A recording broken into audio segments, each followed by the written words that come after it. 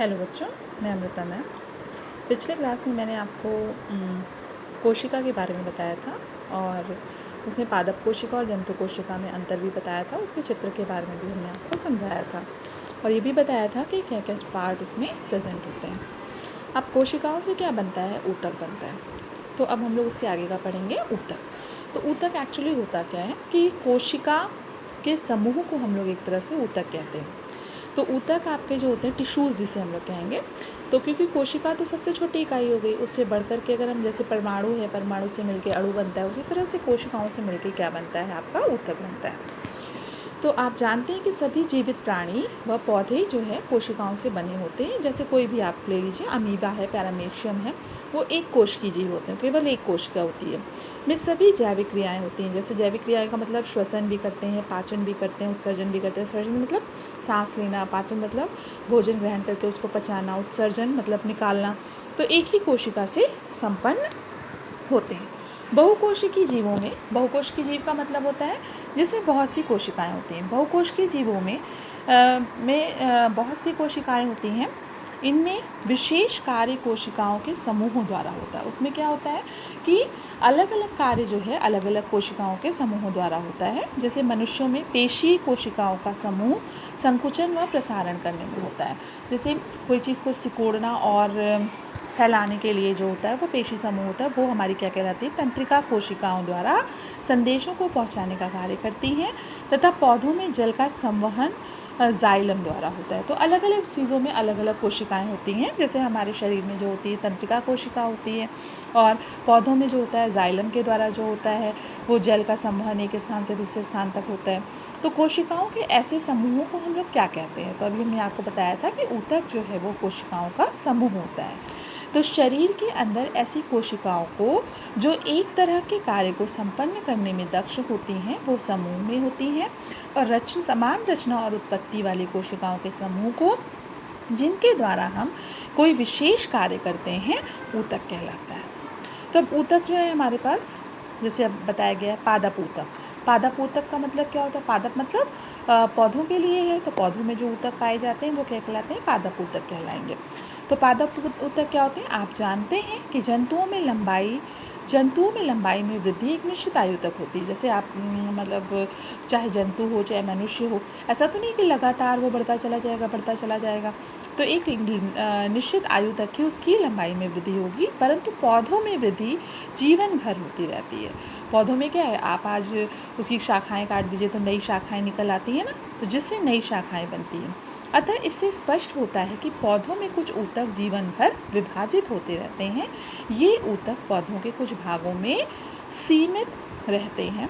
ऊतकों की विभाजन क्षमता के आधार पर पौधों के ऊतकों को प्रविभाजी ऊतक एवं स्थायी ऊतक में वर्गीकृत किया जाता है। प्रविभाजी ऊतक का मतलब जो विभाजित होते रहते हैं, जो लगातार बढ़ते रहते हैं। और स्थायी ऊतक का मतलब जो विभाजित नहीं होते हैं। अब प्रविभाजी ऊतक क्या होते हैं? पौधों में वृद्धि कुछ निश्चित क्षेत्रों में, जैसे जड़ में, तने में, कलिकाओं के शीर्ष भाग पर होती है। ऐसा विभाजन उन भागों में पाए जाने वाले ऊतकों के कारण होता है। ऐसे ऊतक को प्रविभाजी ऊतक या निरंतर विभाजित होने वाले ऊतक कहा जाता है। इसके लिए एक्टिविटी कर रहे हैं। देखिए आपका ये क्या है? प्याज लिया हुआ है। प्याज की जड़ों में प्रविभाजी ऊतक का अध्ययन। आप प्याज को कह रहे हैं कि आइए दो कांच के एक जार लेते हैं। एक ये जार है, एक ये जार है, ठीक है। उसमें पानी भर देते हैं। अब दो प्याज लेते हैं और अलग अलग जारों पर एक एक प्याज रख देते हैं। 5 दिनों तक दोनों प्याज़ों की जड़ों की लंबाई मापते हैं। पहले, दूसरे, तीसरे दिनों में दोनों जारों के प्याज की मूल की लंबाई माप लेते हैं। दूसरे जार में रखे प्याज की जड़ को चौथे दिन लगभग 1 सेंटीमीटर काट लेते हैं। अब इसके बाद दोनों जारों में रखे प्याज की जड़ों की लंबाई को 5वें दिन पुनः अवलोकन करते हैं और प्रत्येक दिन की लंबाई वृद्धि के माप को नीचे दी गई तालिका में लिखते हैं। जैसे है कि आपका क्या है कि पहले दिन, दूसरे दिन, तीसरे दिन, चौथे दिन, 5वें दिन, इस तरह से हमने किया। तो इसमें तो कहा गया दूसरे वाले की जड़ को काट लिया गया, फिर उसके बाद उसकी वृद्धि देखी हमने, तो इसको नोट करते हैं। तो उपरोक्त क्रियाकलाप का निरीक्षण करके नीचे दिए गए प्रश्नों का उत्तर अपने अभ्यास पुस्तिका में हम लोग लिखते हैं। अब हम लोग क्या देखते हैं इससे, इसको आप लोग घर में भी आप कर सकते हो, देख सकते हो। तो पहले जार में रखी प्याज की जड़ की लंबाई में क्या परिवर्तन हुआ, दूसरे जार की में रखी प्याज की जड़ की अग्र सिरे को काटने के बाद जड़ की लंबाई में क्या परिवर्तन हुआ। जब हम दूसरे जार में रखे प्याज की जड़ को अगले हिस्से को काट देते हैं तो वे वृद्धि करना बंद कर देती है, क्यों।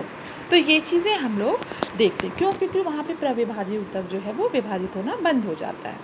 तो अब स्थायी ऊतक, स्थायी ऊतक क्या होते हैं कि प्रविभाज्य ऊतक द्वारा बनी कोशिकाओं में क्या परिवर्तन होता है, क्या वे पुनः विभाजित होते हैं।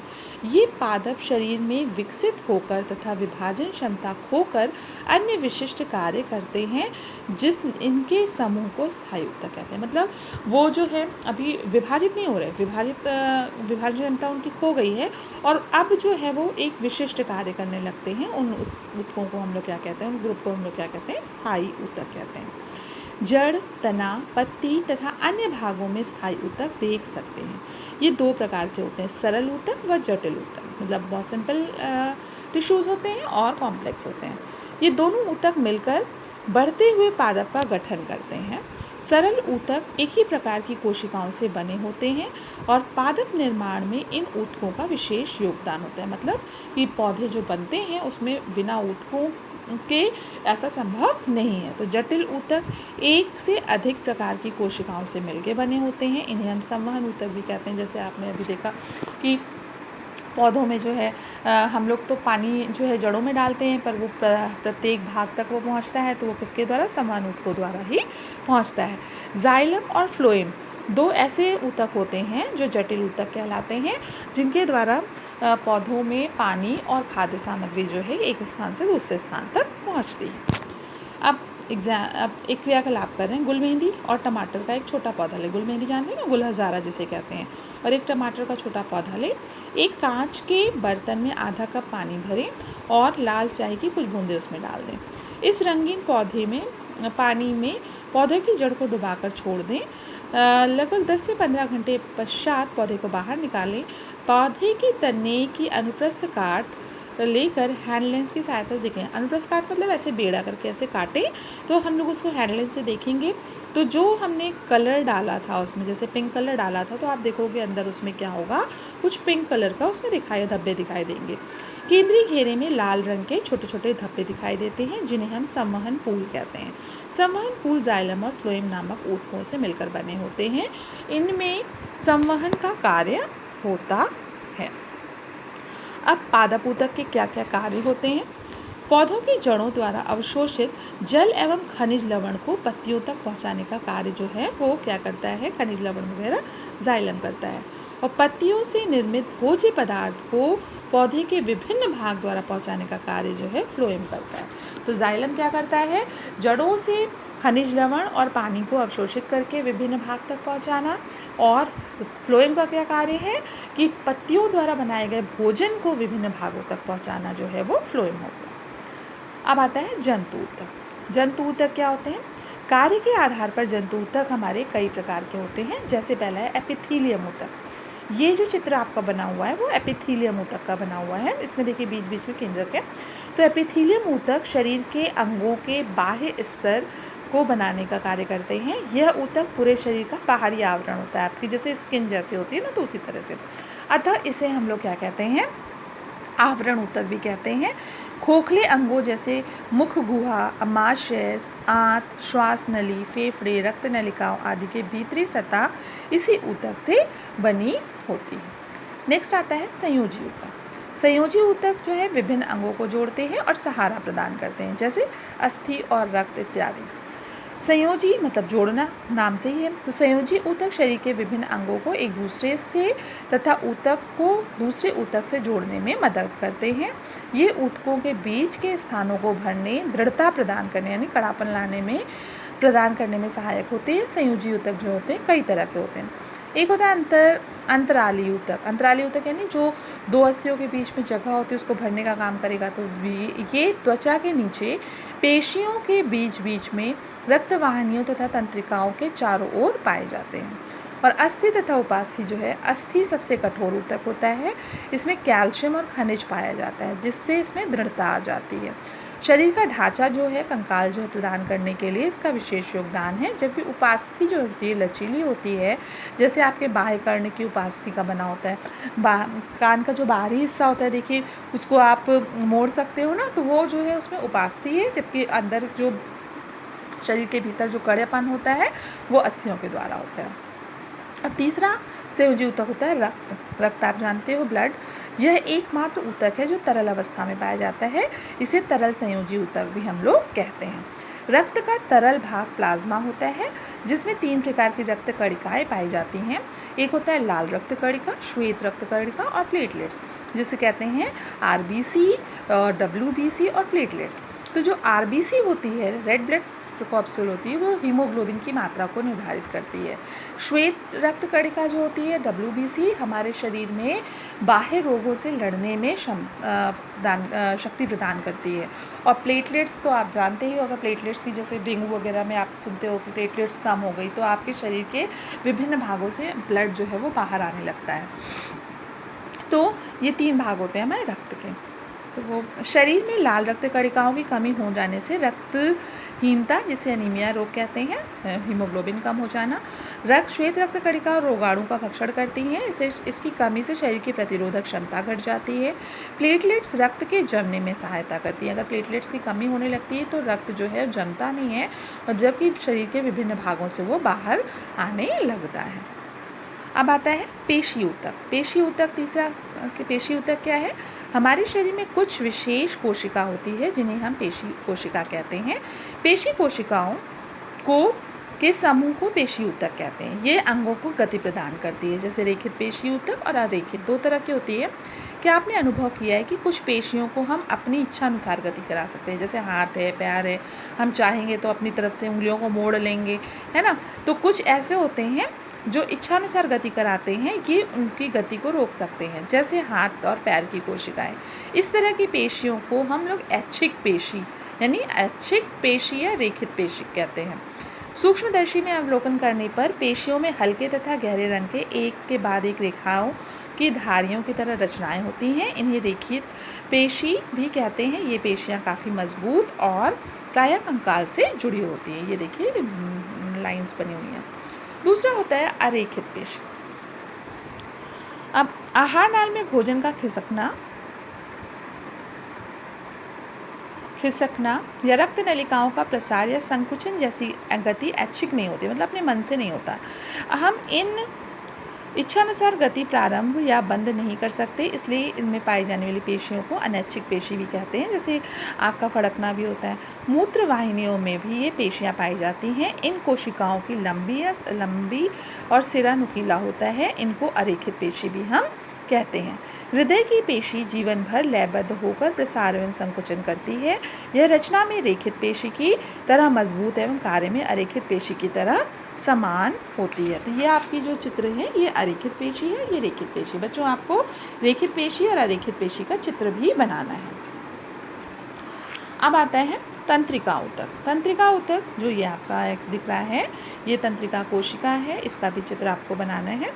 तो विभिन्न प्रकार के उद्दीपनों को शरीर के एक भाग से दूसरे भाग तक, जैसे आपको सुई चुभा दी जाए, हाथ में सुई चुभाएं तो उसका सनसनाहट जो होती है मस्तिष्क तक पहुंचती है, तो वो किसके द्वारा होती है? तंत्रिका कोशिका के द्वारा होती है। कुछ भी है, आपको हाथ तवे पे हाथ रख दीजिए तो गर्म फील होगा, तो वो भी आपको ठंडा फील होगा। तो ये सब जो है आपको तंत्रिका कोशिका द्वारा मस्तिष्क तक आपकी सूचना पहुँचाने का कार्य होता है। तो विभिन्न प्रकार के उद्दीपनों को शरीर के एक भाग से दूसरे भाग तक पहुंचाने का कार्य तंत्रिका ऊतक करते हैं तथा शरीर के विभिन्न अंगों के कार्यों में समन्वयन भी स्थापित करते हैं। तंत्रिका ऊतक तंत्रिका कोशिकाओं से मिलकर बने होते हैं, जिन्हें हम लोग न्यूरॉन कहते हैं। प्रत्येक न्यूरॉन का मुख्य भाग तंत्रिकाएं होता है। ये आप देख रहे हो न्यूरॉन है ये आपका, और इसका जो मेन भाग है ये क्या होता है? तंत्रिकाएं होता है, तंत्रिकाएं, और ये एक्सॉन होता है। और सेंटर में एक आपका केंद्रक होते हैं, और ये बीच बीच में जो धागे नुमा संरचनाएं किनारे किनारे निकली हैं डेंड्रॉन कहलाती हैं। इससे एक दूसरे से जुड़े होते हैं।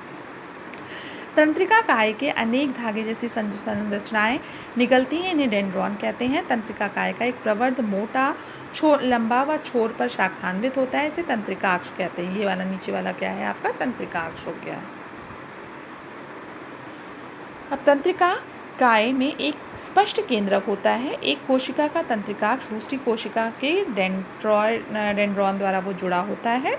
इस तरह शरीर में तंत्रिकाओं का एक जाल सा बना होता है। मस्तिष्क तथा रीढ़ रज्जु भी तंत्रिका ऊतकों के बने होते हैं। अब आता है जंतुओं में समन्वयन। तो समन्वयन, यदि पाचन, तो आपके ऊतक कितने तरह के हो गए? 4 तरह के हो गए। कौन कौन से? एक वो एपिथेलियन ऊतक, दूसरा संयोजी, तीसरा पेशी और चौथा तंत्रिका ऊतक। अब आता है जंतुओं में समन्वयन। तो यदि पाचन क्रिया ठीक से ना हो तो शरीर आवश्यक पोषक पदार्थ प्राप्त नहीं कर पाएंगे, जिससे शरीर को ऊर्जा भी प्राप्त नहीं हो सकेगी। इसी प्रकार यदि वृक्क कार्य करना बंद कर दे तो क्या होगा? वृक्क से ही आपका जो होता है मुख्य उत्सर्जी अंग जो होता है वृक्क होता है, किडनी होती है, जिससे कि आपका वेस्ट मटेरियल बाहर निकलता है। इसी प्रकार वृक्क कार्य करना बंद कर दे तो क्या होगा? रुधिर में उत्सर्जी पदार्थ एकत्रित हो जाएंगे और समस्त जैविक क्रियाएं प्रभावित हो जाएंगी। शरीर में जीवन की सभी क्रियाएं एक दूसरे से संबद्ध होती हैं, जिसका आपस में तालमेल तथा उचित समायोजन होता है। इसे ही हम लोग क्या कहते हैं? समन्वयन कहते हैं।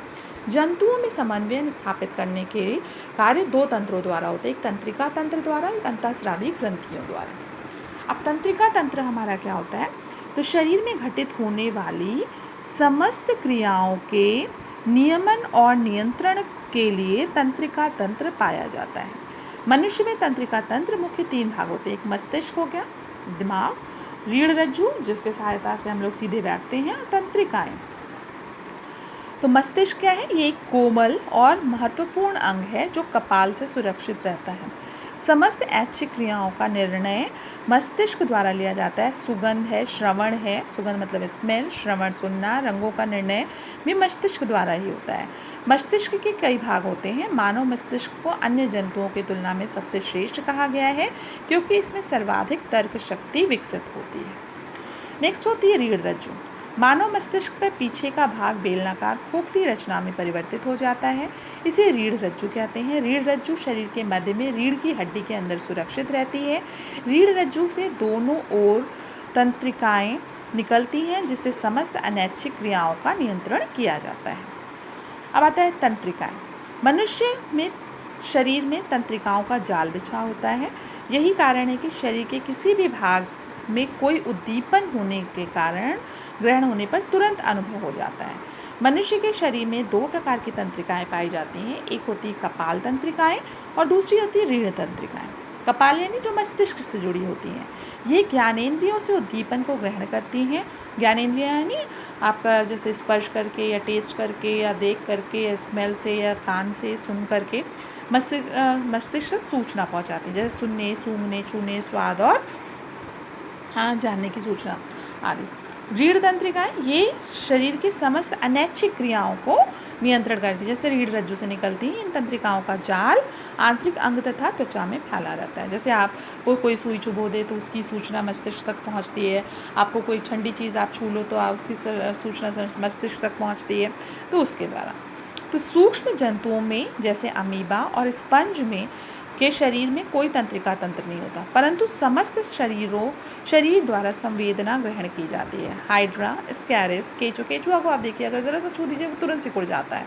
केचुआ आदि जंतुओं में तंत्रिका तंत्र पाया जाता है, परंतु समस्त कशेरुकी प्राणी यानी जिनमें रीढ़ रज्जु होती है, कशेरुकी प्राणियों में की भांति तंत्रिका तंत्र पूर्ण विकसित नहीं होता है। मतलब इनमें तंत्रिका तंत्र होता है पर कशेरुकी प्राणियों जैसा पूर्ण रूप से विकसित नहीं होता है।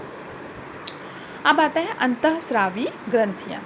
अंतःस्रावी ग्रंथियाँ यानी जो अपने अंदर से कुछ हार्मोन्स को कुछ लिक्विड्स को जो है निकालती हैं। तो जंतुओं में तंत्र की समन्वयन के लिए अतिरिक्त रासायनिक पदार्थों द्वारा भी नियंत्रण किया जाता है। ये रासायनिक पदार्थ हार्मोन्स कहलाते हैं। शरीर में कुछ विशेष प्रकार की ग्रंथियाँ होती हैं जो हार्मोन्स का स्राव करती हैं। इन्हें अंतःस्रावी ग्रंथियाँ कहते हैं। हार्मोन्स रक्त द्वारा पूरे शरीर में संचारित होते हैं। हार्मोन्स रासायनिक संदेश वाहक की तरह विभिन्न अंगों की कोशिकाओं तक पहुंचते हैं और अनेक क्रियाओं को प्रेरित करते हैं। जैसे अधिवृक्क ग्रंथि से निकलने वाला हार्मोन की मात्रा जब बढ़ जाती है तब आप क्रोधित अथवा उत्तेजित होने लगते हैं और शरीर को पुनः सामान्य स्थिति में लाने के लिए अन्य विशिष्ट हार्मोन नार एड्रेलिन करता है। इसी प्रकार शरीर में थायराइड, पैराथायराइड, पैंक्रियास, पीयूष ग्रंथि और जननांग आदि अंतःस्रावी ग्रंथियां पाई जाती हैं, जिससे निकलने वाले प्रमुख हार्मोन्स तथा उनके कार्य नीचे दिए गए हैं। आपको ये देखिए, ये कह रहे हैं अंतःस्रावी ग्रंथियां दिखाई गई हैं। एक आपका क्या है, पीयूष ग्रंथि है, डिफरेंट सारी ग्रंथियां हैं आपकी चित्र में दिया हुआ है, आप इसको देख सकते हो। अब यहाँ नीचे टेबल में आपको दिखाया गया है पीयूष ग्रंथि क्या होता है, वृद्धि हार्मोन। जैसे शरीर में वृद्धि होने के लिए वृद्धि करता है, इसकी कमी से बच्चों में वृद्धि रुक जाती है। थायराइड ग्रंथि थायरॉक्सिन हार्मोन करता है, शरीर की उपापचयी क्रियाओं को नियंत्रित करता है और इसकी कमी से घेंगा रोग हो जाता है। पैराथायराइड जो है, पैराथ हार्मोन रक्त में कैल्शियम और फास्फोरस की मात्रा को नियंत्रित करता है। आधिवृक्क ग्रंथि एड्रेनलिन क्रोध, चिंता व उत्तेजना की अवस्था तनाव को संयोजन का कार्य करता है। अग्न्याशय ग्रंथि पैंक्रियास से इंसुलिन होता है, स्राव होता है। रक्त में शर्करा, कहते हैं ब्लड में शुगर हो गई है तो शुगर की मात्रा को नियंत्रित करता है, इसकी कमी से मधुमेह रोग हो जाता है। इसलिए कहते हैं इसको ब्लड में मतलब उसको जिसको शुगर की बीमारी होती है, डायबिटीज़ की बीमारी होती है, वो अक्सर इंसुलिन का इंजेक्शन लेना पड़ता है, बहुत कम हो जाती है शुगर। तो वृषण यानी नर में जो होता है वृषण ग्रंथि टेस्टोस्टेरोन नर जननांगों को विकसित करने का प्रेरित करता है, शुक्राणुओं के निर्माण को नियंत्रित करता है। और अंडाशय जो होता है मादा में यानी फीमेल्स में होता है, ये एस्ट्रोजन नामक हार्मोन का श्रवण करती है, मादा जननांगों के विकसित करने का प्रेरण करती है और अंडाणुओं के निर्माण को नियंत्रित करती है। अब इसी तरह से पौधों में समन्वयन कैसे होता है, तो पौधों में तंत्रिका तंत्र नहीं होता, परंतु पर्यावरण में हो रहे परिवर्तन के साथ अपने व्यवहार को पौधे हार्मोन्स द्वारा समन्वित करते हैं। हार्मोन समन्वयन के साथ साथ पौधों में वृद्धि, प्रकाश, जल के प्रति उद्दीपन आदि क्रियाओं का भी नियंत्रण करते हैं। चना मटर के खेतों में पौधों की प्रारंभिक अवस्था में किसान उन्हें ऊपर से खोट लेते हैं। क्या आप जानते हैं ऐसा क्यों किया जाता है? दरअसल पौधों को खोट लेने से पौधों में जगह जगह और अधिक शाखाएं निकलने लगती हैं। ऐसा पौधों में उपस्थित पादप हार्मोन के कारण, ऑक्सिन के कारण होता है। पौधों में पाए जाने वाले hormone auxin, gibberellin, cytokinin, abscisic acid तथा एथिलीन पादप हार्मोन्स के प्रमुख कारण ये देखिए क्या क्या है। ऑक्सिन यह कोशिकाओं में दीर्घाकरण करता है, मतलब कोशिकाओं को बढ़ाता है। इसके प्रभाव से तने के पार्श्व में शाखाएं निकलती हैं। फिर है जिब्रेलिन। जिब्रेलिन क्या करता है?